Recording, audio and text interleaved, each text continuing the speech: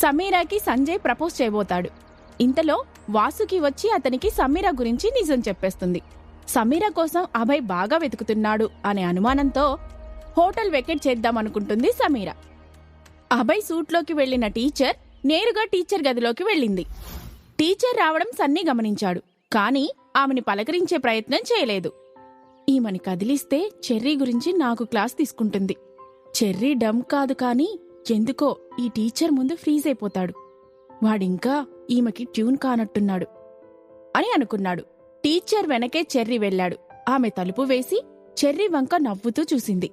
ఆ నవ్వు వంకరగా ఉండడంతో చెర్రీ వణికిపోతూ ఓ లాంగ్ బుక్ మధ్య దాచిన చెక్క స్కేల్ని టీచర్ చేతికి అందించి భయంగా తన చేయి ముందుకు చాపాడు.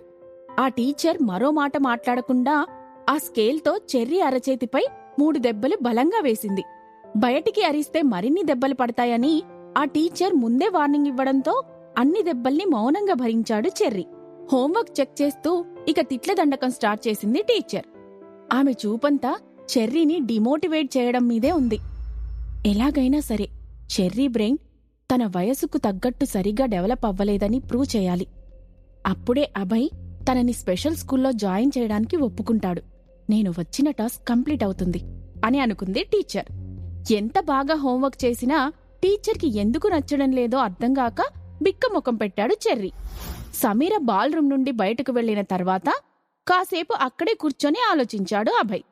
వాళ్ల మేనేజర్ని పిలిచి సమీర పూర్తి వివరాలు తెలుసుకోమని చెప్పాడు. చెర్రీ ట్యూషన్ టీచర్ వచ్చి ఉంటుందని ఆమెతో మాట్లాడ్డానికి సూట్కి వెళ్లాడు. ఆ టీచర్ మాటలు కాస్త గట్టిగా వినబడడంతో బయట డోర్ దగ్గర ఆగిపోయాడు అభయ్. ఆమె ముందు సన్నీ నిల్చొని ఉన్నాడు. చెర్రీ ఐక్యూ లెవెల్ చాలా తక్కువగా ఉంది. అన్ని సబ్జెక్ట్స్లో తను చాలా పూర్గా ఉన్నాడు. He needs special education in special school. ఇదివరకే నేను ఈ విషయం చెప్పాను. మళ్లీ చెప్తున్నా, అభయ్ సార్కి ఇన్ఫార్మ్ చేయండి. నేను ఎంతకాలం వచ్చి ఇలా టీచ్ చేసినా దెర్ ఈజ్ నో యూస్ అంది టీచర్ మేరీ. అలాంటి మాటలు సన్నీకి కొత్తేం కాదు. ట్యూషన్ స్టార్ట్ చేసినప్పటి నుండి రోజు ఆమె ఇదే రికార్డ్ అతనికి తిప్పి తిప్పి వినిపిస్తోంది. టీచర్ కంప్లైంట్స్ ని సన్నీ అభయ్కి చెప్పేవాడు. కాని అభయ్ ఆ మాటలు ఏనాడూ పట్టించుకోలేదు. ఇటీవల జరిగిన కొన్ని ఇన్సిడెంట్స్ చెర్రీని బాగా డిస్టర్బ్ చేశాయి. అందుకే తను డల్ అయ్యాడని అభయ్కి తెలుసు. ఇక తను ఇన్వాల్వ్ అవ్వడం మంచిదని అభయ్ డోర్ ఓపెన్ చేసి సూట్లోకి వచ్చాడు. అతని నడక నిటారుగా, అడుగులు గంభీరంగా ఉన్నాయి.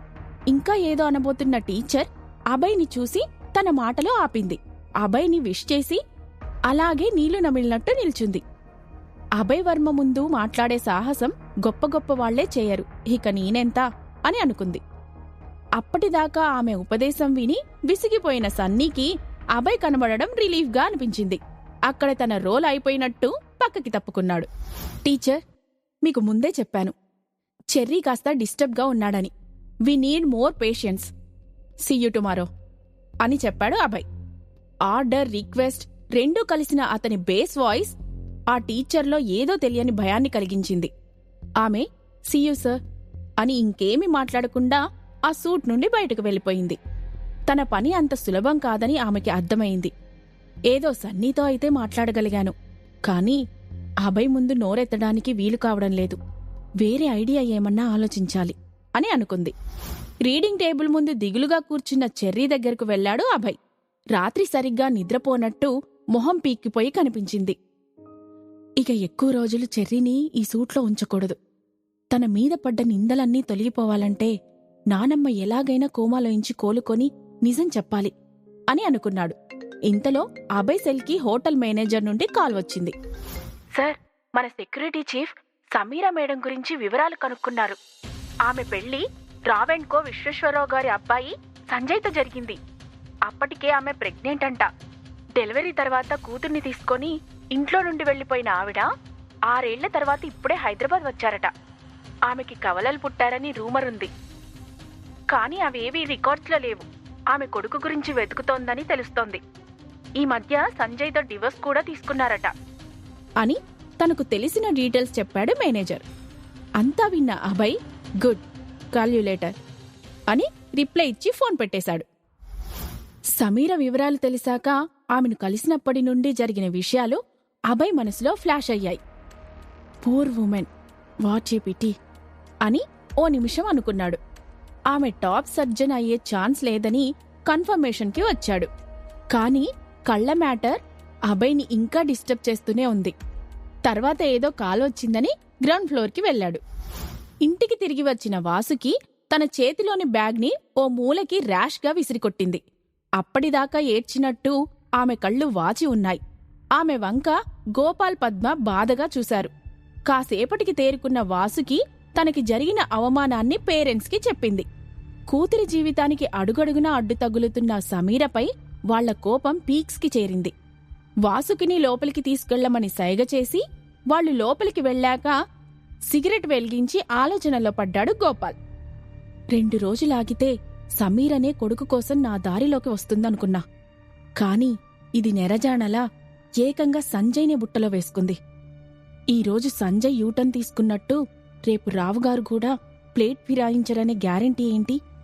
అమృత ఫార్మసీ ఎట్టి పరిస్థితుల్లోనూ సమీర పేరున ఉండకూడదు అని అనుకున్నాడు. అతనికి తన చెల్లెలు తులసి, ఆమె కూతురు స్వాతి గుర్తుకు వచ్చారు. ఆ మధ్యాహ్నమే తులసికి బాలేదని హాస్పిటల్లో ఆమెని జాయిన్ చేశామని గోపాల్కి కాల్ చేసి చెప్పింది స్వాతి. అప్పటి వరకు చెల్లెల్ని పలకరించే ఉద్దేశమే లేని గోపాల్ వెంటనే హాస్పిటల్కి బయలుదేరాడు. తల్లి లేని సమీరను మేనత్త తులసి చేరదీసింది. గోపాల్కి రెండో పెళ్లి అయ్యేదాకా ఆమె సమీరను సాకింది. ఆమె ద్వారా వెళితే పనవుతుందన్న గోపాల్కి కొత్త జోష్ వచ్చింది.